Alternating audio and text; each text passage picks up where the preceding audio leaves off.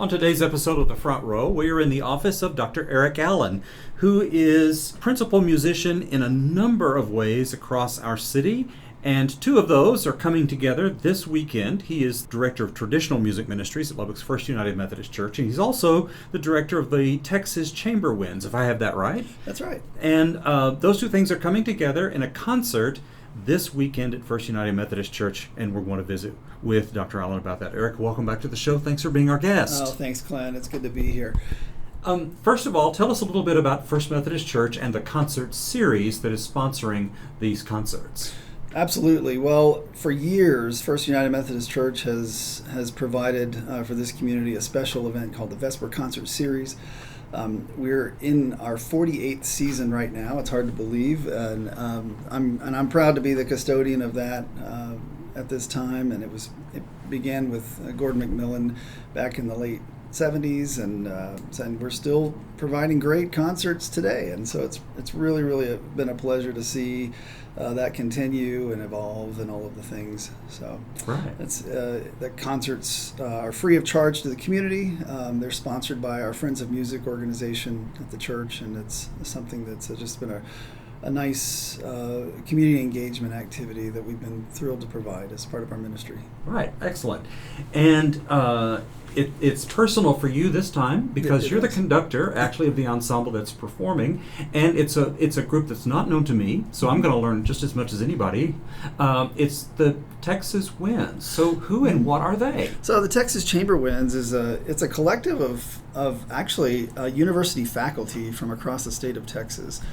And some are alumni of Texas Tech, which is it began as a group that we were traveling to Michigan, Leland, Michigan, and doing chamber projects there, and some of the current members who are now faculty at universities in Texas, and so we decided to move that as kind of our central location here in the state of Texas, and to make it a really collaborative event and activity. So this group we represent 5 different institutions in Texas, and all of the members are or were recently faculty at universities in Texas, and so we come together and perform really what we believe is fantastic artistic chamber music.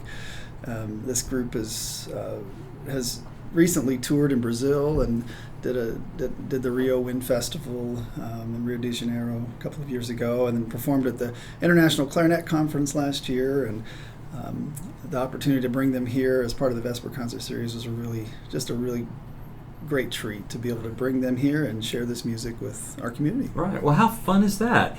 And you get to work with people that you know and respect. That's right. And probably there's some freedom there. You don't have academic constraints. You can do what you want, right? That's right. It's for all of us, it fits in. As academic faculty at institutions, it fits into our research profile, and our creative output profile. So we're able to use that collectively to make great music. Right, exactly. Mm-hmm. Well, what do you have in mind for this concert? Well, the makeup of the ensemble is actually a nonette, and which of course the original idea of some of this wind chamber music came from the original octet, or the harmony music, if you will, of the late 18th century.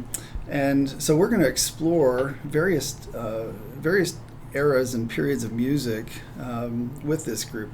The addition of the 9th player for the nonette as a flute player, which really came to light in the late 19th century in the Paris Conservatory, and that tradition of Paul Taffanal and all of the ensembles that we eventually associate with Georges Langy, and as some of this chamber music was brought to America in the early 20th century. But we'll begin by featuring music of Mozart, and where some of the original, what we consider some of the foundational music of winds, which eventually evolves into what we know today as a wind band, began, as the orchestral winds of composers such as Mozart and Haydn. And so this octet featuring 2 oboes, 2 clarinets, 2 bassoons, and 2 horns, actually, was the foundation. So we'll be doing one of Mozart's famous wind serenades, the C minor serenade, number 12. And so we'll do a couple of movements of that. And then we're going to move about 100 years into the late 19th century. And we're going to perform Charles Gounod's Petite Symphony, which is for nonet. So it adds the flute to the mix and creates a really interesting texture and just a beautiful sound. And then moving nearly 100 years later into the 20th century, written in the 1980s, was a piece by Sven Schultz, a Norwegian composer, and his octet, or divertimento, if you will, is based on the same instrumentation as Mozart. And there's some references to some of that, but in a more modern way. And so we'll be doing some of his divertimento for winds as part of that.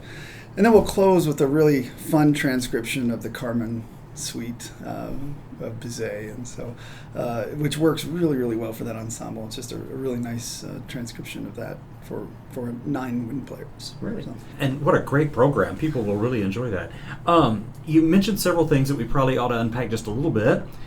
When you say octet, you're talking about 8 players. 8 right? players. And the nonet then would add an additional for 9 players, and that's the flute that you're talking about. Correct. For the Gounod and some other stuff. And then you mentioned harmony music, and I've always thought this was really interesting. My take on that is that this is sort of the entertainment that we take for granted now, but had to be in person back in Mozart's time. So he wrote harmony music that included music from his operas that people could use for backyard barbecues and things like that. So that's what we mean by harmony music. Right. Yeah. Absolutely. So, and oftentimes back then they would utilize these groups of octets and wind players in particular because it was very versatile. They could play in outdoor settings and project much more than string players could. They could play indoors because they were a smaller group and oftentimes used as incidental music at state dinners and important things. And they were often employed by the state. The aristocracy would bring them in and have resident groups that they would utilize for events. And in some ways, it was just a badge of prestige. The better your ensembles and the better your music was, the more prestigious it was. And so it was an interesting history with the winds.